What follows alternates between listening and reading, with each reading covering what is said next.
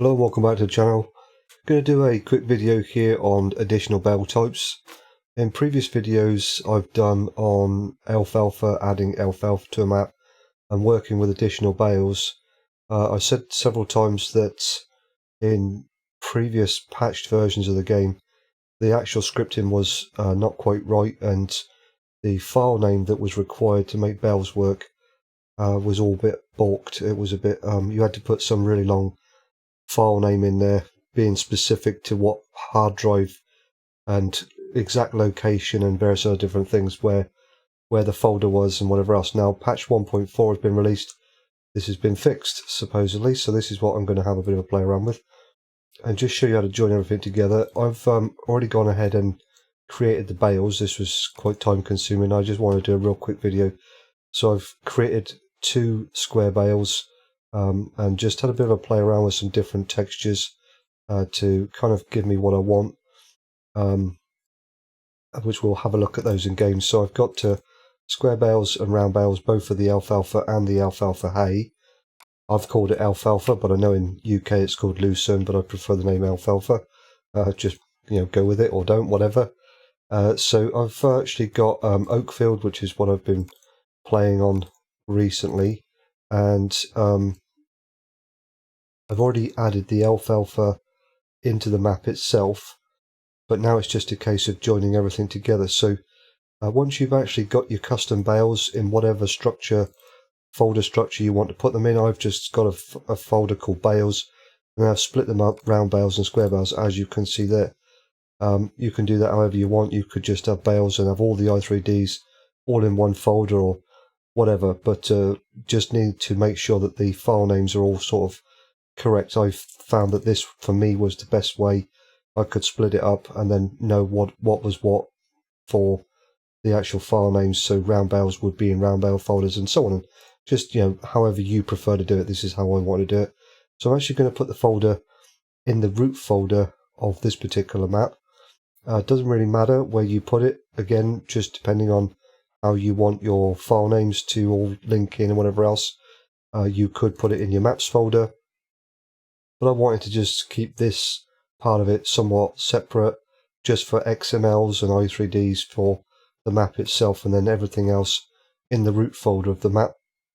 What we need to do though is tell the game basically where everything is. When you actually set up your additional field type, whether it be Alfalfa, Clover or whatever else, when you're dealing with the windrow, you need to make sure that you actually set your field types correctly. So in your field types XML, make sure that you do have the windrow field type category with whatever you've decided to call your windrow. So for me, I've actually got Lucerne because originally I set this as Lucerne, and then I preferred the name Alfalfa, so I just changed the actual name of it in the game, so it just gives me Alfalfa, but the actual field type is Lucerne. So I've actually got the Lucerne and dry Lucerne, but then I've got the windrows themselves set up accordingly. So make sure you have all of this part set up correctly, otherwise if you don't have this part, probably number one, it won't create a windrow in the first place, and number two, you won't be able to then set it up with your balers or the pickup or anything else for your forage wagons and things like that, loading wagons and whatever. So just make sure that all of this stuff is set up correctly first of all, because you could go around circles trying to figure out why your bale's not loading in, and it could be something in here that isn't set correct, which is throwing the system off. So once you're confident all this is working, you actually have got your windrow showing up and everything else is set correctly there. And again, you may need to have a play around with some parts in here, because everything is based around tip on ground, as it was in 17 and now in 19. You need to make sure that you have your density map height types XML set up with your windrows. Otherwise it won't tip on ground, it won't use that feature of the game, and again you won't get your windrows. So make sure all of this stuff is set correctly first before you start looking into setting up your bales, because again, like I said, you could spend hours trying to figure out why your bales are not working, and it could be something in here that's not set correct, which is again throwing the system off. So once you've got all that set up, we need another XML which is then going to designate our bale types and locate the i3Ds for the game to recognize where and what they are, and obviously load them in and everything else. So we need to get an XML. Now I tend to find the easiest way to do anything in 19. It was a bit different in 17 because everything was built into the maps. If you wanted to work stuff out, custom stuff, generally speaking, you need to figure out, or you needed to find a modded map where somebody else had done it and then kind of backwards engineer it from there. But in 19 it's a little bit different. Everything is based around an XML sort of system, and they, Giants supply us with everything we need already in the base game. We just need to figure out where it is and how it all works, and then edit and change what is necessary. So with that in mind, if we go into the Farming Simulator 2019 installation folder, yours will probably be in a different place, especially if you're on Steam. Data, and then go into the maps folder.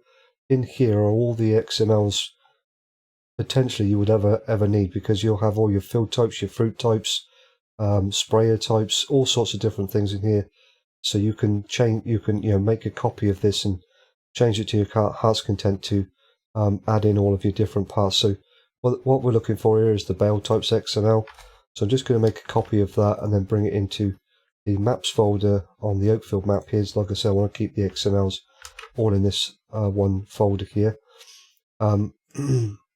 So now that I actually have that, I can close the installation folder down, and then it's just a case of changing the entries in here. So if I open this up, what I tend to do is everything is either a square bale or a round bale. So I would say delete everything. Well, it depends on what you've got. If you're just working with square bales, then obviously you would just work with the square bale side of things, or vice versa if you've got any round bales. But if you're working with square bales and round bales, delete all but one of each. That's the way I think works best. So just basically, go through, and it will tell you which is which. So is round bale false, which means it's a square bale? Is round bale true, which means it's a round bale? So, and you can generally get the idea from the actual i3D names anyway, but I would just basically take any of the additional square ones here. So keep one and delete all the others. So you've got one square bale, and again, I'm just going to work with the straw there, it doesn't matter. And I'm just going to highlight all of those and delete that like that. So I've now got one square bale and one round bale, and then I can just make duplications of those lines as I need to. So if I make a couple of spaces here, what I'm going to do then is change the field type name. So to make sure everything is spelled correctly, if you go into your field types XML, again go into your windrow, your field type category, you can just copy the lines directly out of here. So however you want to do this, let's do the dry loose and windrow, that's fine. So we can paste that into there and also into there, and then making sure that we link the correct i3D. So if we just do one line at a time. So if I go into the bales folder here with my new bales, so I've got a square bale, and I'm working with the dry lucerne, which is the hay, the alfalfa hay. So I'm going to just take a copy of that for the square bale, and then overwrite that one like so. And then I need to just change the file name to where it's pointing. Now, like I said, in the previous patch version of the game, you had to have this massive great long file name, so it would be c:/Bob's computer / my documents, and so on and so on. But now that this has been fixed, we don't have to do it anymore. It's specific to the folder structure you have in the modded map folder.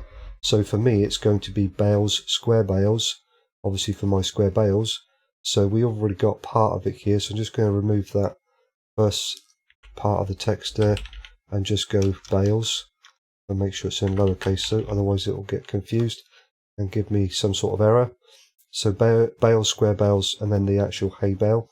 And then what I can do is just basically highlight the entire line, make a copy of it and paste it in, and then just remove the hay off of the end of that one, and then just change this one over to lucerne windrow, because it's not that's the field type for that one. If I go back to the field types XML, you can see here we have dry lucerne windrow and lucerne windrow.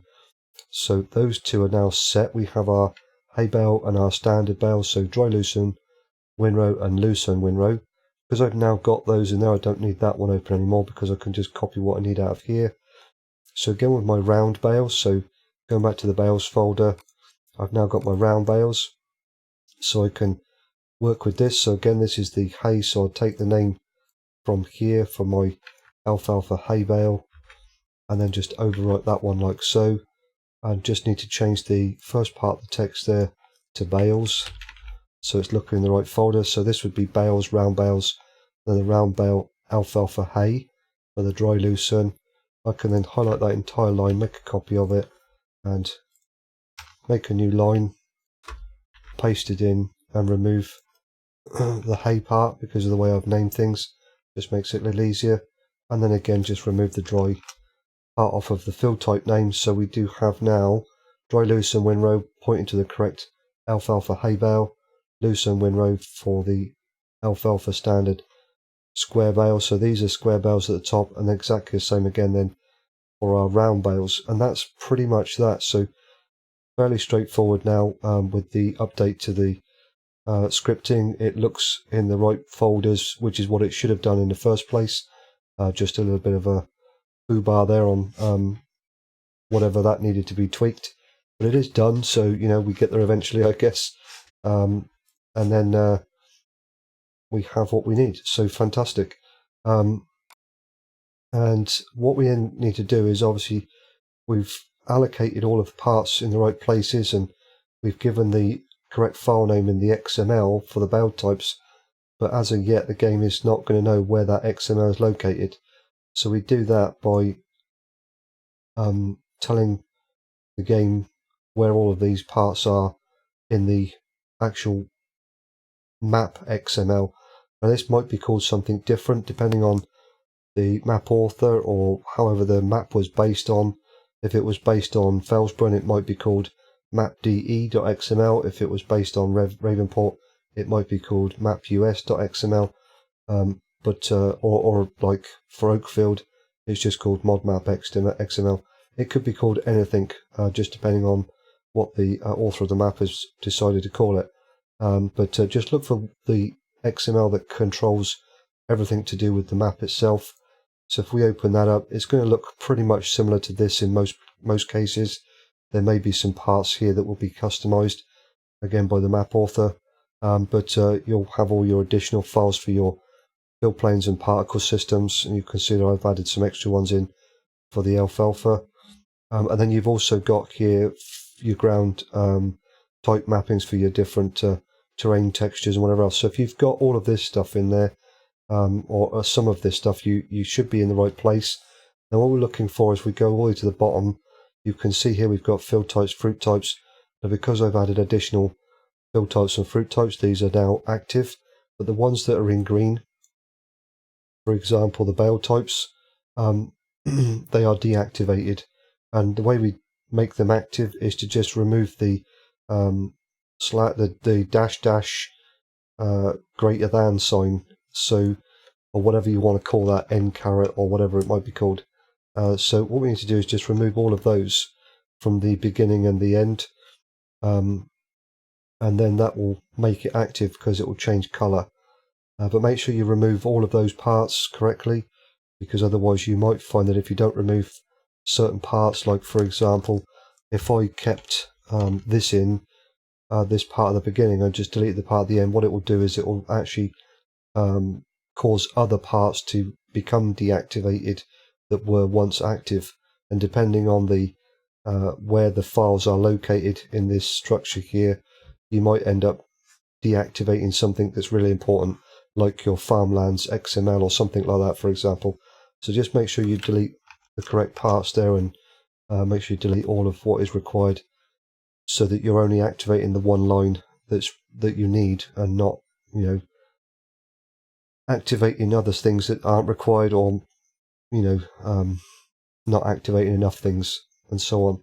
So once you're comfortable with the bale types XML being active, check your file name, because again you might not necessarily have it in maps, the maps folder, but because like I've said, I wanted to keep it somewhat simple and how the XMLs are all located in the maps folder, or for most modded maps. I wanted to keep everything in there, but I didn't want to fill it up with all other sorts of custom files and folders, so I've just kept my fill planes and my particle systems and everything else, and the bales in the root folder on this particular map. So just be a bit careful with your folder structures and where you've got everything located, or pay attention to where other things have been located by the author of the map that you might be editing for your own personal usage. So now that we've got that all set up, that should be fine. So it's point in the right place, maps, and then maps underscore bale types XML. We've made the changes to the XML to point to the right places for the bale types. So we've now got all of these parts all set up correctly with the right i3D names and everything else. Don't need to mess about with any of this stuff over the end here, just leave it as it is, because that's all giving you the right width, height and rotation and diameter and whatever else for the bale itself. So you don't need to mess about that. Just change your field types to whatever you've set for your winrow, and your file name wherever you've got the location of the i3Ds, and obviously the correct i3D names. And then once you've got all of that set up,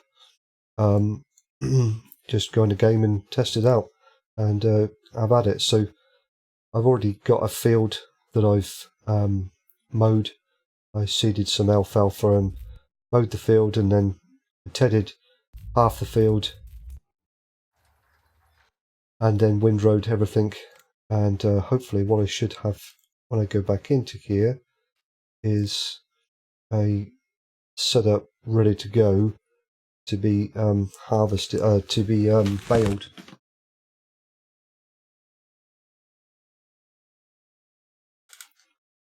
So let's have a look. Let's do that. Yeah, so there we go. Okay, so as you can see, this side of the field here is what texture I set up for the alfalfa hay, or lucerne windrow, dry lucerne windrow, sorry.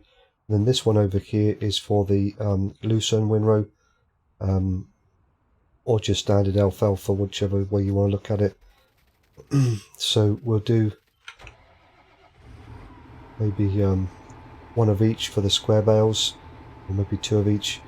Well, it might be one, might be two for one and one for one. It's a bit, because if it's a square baler, when you actually start to pick up something, you can. I've never been able to get it where it gets to 100%, and then I can eject just that bale. It always starts to pick up a little bit more. So, and the way the game works, if I start to make an alfalfa bale, for example, even though I've switched over and I'm now picking up alfalfa hay, it's still going to give me another alfalfa bale. So, for example, that one there, if I eject this one out, this is what I'm going to get for my alfalfa bale.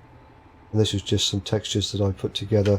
They might not be the best, but I just sort of thought, you know, the alfalfa is going to be kind of a bluey, because it's got the flowers and whatever else in it. Might be a bit too much, but it just, you know, and I got this like net wrapping around it. It was just to kind of separate it from everything else, so that at a glance I could look at this and know that that was an alfalfa bale. That was all really. And then if I go over to the alfalfa hay, like I said, if I start to pick up this now, what it's going to give me is another alfalfa bale, because it can't, it doesn't switch fill types until it's completed making the second, but you know, the first, whatever bale it was originally making. So the first one that comes out of here now is going to be another alfalfa bale, but after that it would be alfalfa hay, or whatever you want to call it, dry lucerne. So once I get to the end of there we go, and then what I'll do is switch that off and we'll eject those, and then what I should end up with here is my alfalfa bale there, alfalfa hay bale, so dry lucerne windrow, and then I've also got, obviously again like I said, an alfalfa bale there. You know, not the greatest, but again, like with this one here, it's kind of a strawy effect, but it's got some red in it, or red or brown, reddy brown, because I thought, well, the alfalfa hay or any kind of hay is going to be left out in the sun, and it's going to dry out, and so you would end up, and because the alfalfa's got a flower to it, it would kind of go browny red. So I thought maybe with the alfalfa hay in this case, it's going to be a kind of not too dissimilar to a straw bale in effect, but with a little bit of brown in it, or red, or whatever you want to call it, for the dried flower part of it. So maybe not, I don't know. Whatever, that's what I went with anyway. It works for me. So what we'll do a round bale as well, both of these. Now obviously with the round bales, can be a little bit different, because you have to, once it gets to 100%, it has to be emptied, so it will always be at 0 again. So I can just do one of each in this case, and that's fine. I'd prefer square baling in game, simply because it's just faster and easier, but when it comes to bales, I actually prefer the round bales, but it's just the way, in game, it's just I don't know, just frustrating sometimes, especially if you're like, I tend to watch a bit of YouTube or something like that when I'm playing, and you forget, you have the volume turned down a little bit while you're watching something else, or Netflix or whatever, and then I can go around half the field and I've just got one bale because I forgot all about it and I haven't emptied it, but with the square ones you can not worry about that, I guess.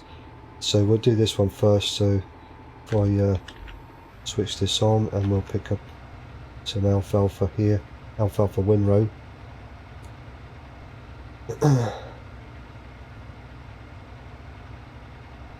And once we get to 100%, there we go.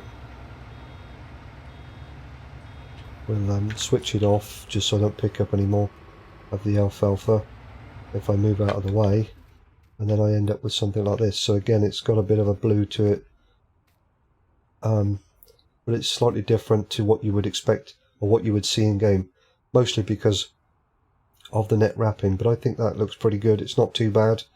It's going to look different to a standard grass bale. That's the whole point. So when I've got stacks of these next to grass bales, again, I could look at this and go, yeah, that's an alfalfa bale. And that's really all that's all I really wanted out of it. Also, just playing around with some textures as well, and making it look different was just an added kind of feature, I guess. So again, we'll switch this on and we'll pick up some alfalfa hay. We'll have a look at make sure that one loads in okay. Should do. But yeah, so now pretty much with the update, with the patch 1.4, it is so much easier to have the correct, you don't have to have that stupidly long, ridiculous file name anymore. It is specific to the actual folder, the map folder that you're working with, and whatever else. So and there we go, we now have a alfalfa hay bale. So again, we've got a little bit of the red and brown in there just to show that it's kind of like dried out, but it's giving it somewhat of a strawy effect, because I think if grass is left out, or something that represents a grass of some kind is left out for a long enough period, it will come round and look not too dissimilar from straw in effect if it's dried out enough. And again, I had a little bit of reddy brown in there just so that the flowers that are part of the alfalfa would show, like, they've gone browny red as they've dried out as well. So again, it's just, yeah, it is what it is. I like them. I like the way they've come out. So that's what I'm going to go with anyway.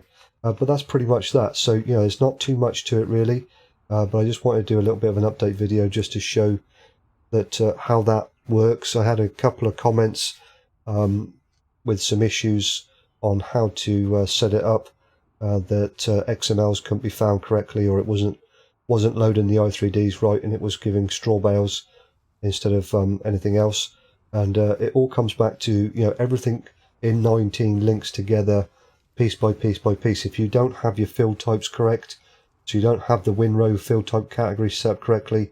You don't have your density map type, height type XML set up correctly. So you don't have your correct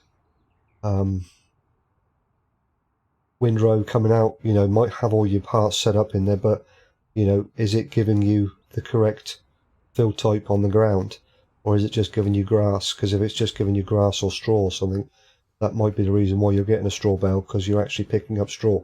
But you know, just make sure everything is set up correctly and it's all linking together correctly, and then you know, make sure your fill types are all set up right. So for your alfalfa windrow or whatever it might be, clover windrow, you've got that set up for your bale type as well. So you know, don't just go by if you make your bale types XML, make sure that the actual fill types all match up correctly to what you've set your fill types to for your windrow and everything else.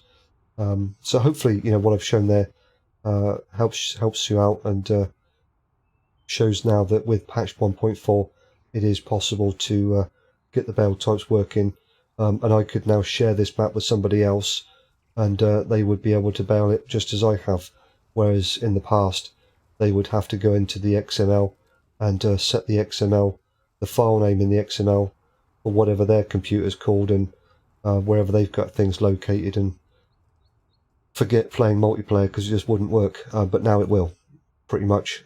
That's what the point is. Now, one thing I will say, when it comes to modded balers, I don't know on that side of things. I tend to always stick with the in-game balers, if I'm honest. So I've not, you know, I won't experience any problems because I'm never going to use a modded baler. But that's just my personal preference. I'm happy with the ones in game. They do the job just fine, and I don't care if it's made by New Holland or whoever. So you know, but for those of you who do want to use modded balers and whatever else, I can't say for sure that it will work. It may require a third-party script to actually allocate the correct parts. I don't know, I can't tell you that, but as far as in-game stuff goes, it works perfectly fine. As far as I've tested it, does anyway. I'm ShyWizard, thanks very much for watching. I'll catch you on the next one.